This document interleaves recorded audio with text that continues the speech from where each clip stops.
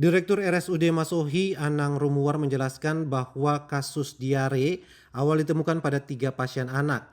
Namun peningkatan signifikan terjadi pada 27 November ketika rumah sakit menerima 15 pasien baru dalam satu hari. Lonjakan tersebut membuat ruang perawatan anak terutama ruang melati mengalami kelebihan kapasitas. Setelah mendapatkan penanganan medis dari total 76 pasien, sebanyak 51 anak kini telah dinyatakan sembuh dan dipulangkan. Sementara 25 pasien lainnya masih menjalani perawatan.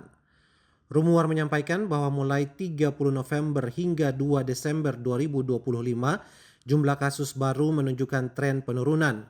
Bahkan pada 3 Desember 2025, tidak ada laporan tambahan pasien diare yang masuk ke RSUD Masohi. Ia menegaskan pelayanan medis tetap berjalan optimal dan rumah sakit siap menangani kasus baru jika terjadi peningkatan kembali. Itu tercatat 76 kasus. Dari 76 kasus itu yang sudah sembuh dan sudah dilakukan izin untuk pulang itu 51 anak atau balita, yang masih dirawat itu 25 anak atau balita.